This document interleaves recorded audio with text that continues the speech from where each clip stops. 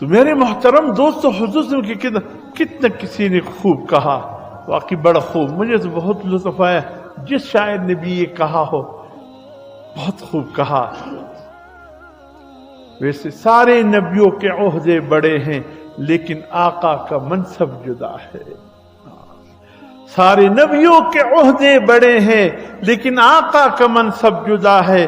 وہ امام صف انبیاء ہے، بیت المقدس میں رات کی رات وہ امام صف انبیاء ہے، ان کا رتبہ بڑوں سے بھی بڑا ہے۔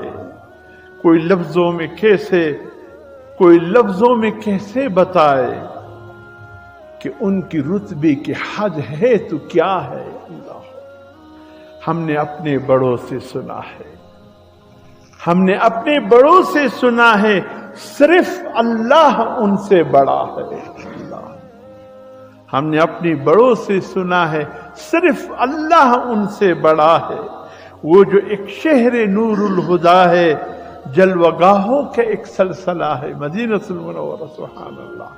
وہ جو ایک شہر نور الہدا ہے، جلوہ گاہوں کا ایک سلسلہ ہے، جس کی ہر صبح شمس الضحیٰ ہے، جس کی ہر شام بدر الدجا ہے۔ بہت آگے کہتے ہیں، منتقل ان کی چوکٹ، مستقل ان کی چوکٹ عطا ہو، یا اللہ مستقل ان کی چوکٹ عطا ہو، میرے معبود یہ التجا ہے۔ کوئی پوچھے تو پھر کہہ سکوں میں، باب جبرائیل میرا پتہ ہے۔ اللہ، ان کی چوکٹ عطا ہو، ان کی چوکٹ پر جو یعنی پاؤں مبارک جس جانب ہے حضور صلی اللہ علیہ وسلم کی، جو روض اقدس میں جا حضور صلی اللہ علیہ وسلم سوئے ہیں، اس جانب حضور صلی اللہ علیہ وسلم کے پاؤں مبارک ہے۔ ہاں، مستقل ان کی چوکٹ عطا ہو، میرے معبود یہ التجا ہے۔ کوئی پوچھے تو پھر یہ کہہ سکوں، باب جبرائیل میرا پتہ ہے۔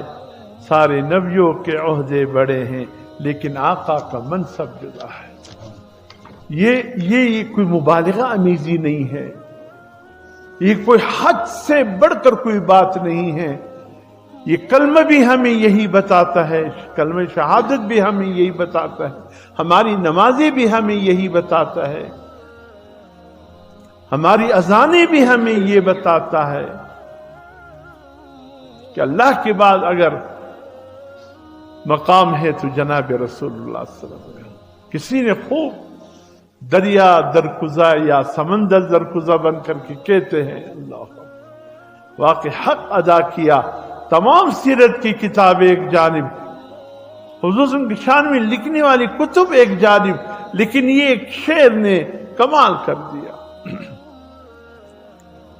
بعد خدا بزرگ تو ان قصہ مختصر، اے اللہ کے حبیب کیا آپ کے مقام کا ذکر کروں، کیا آپ کی کردار و اخلاق کا ذکر کروں، آپ کی کون سے سربلندی کا ذکر کروں، ورفعنا لک ذکرک کی کس شان کا ذکر کروں۔ بس مختصراً یہ کہ خدا کے بعد اگر کوئی ہستی ہے تو تیری ہستی ہے، بات ہی ختم ہو۔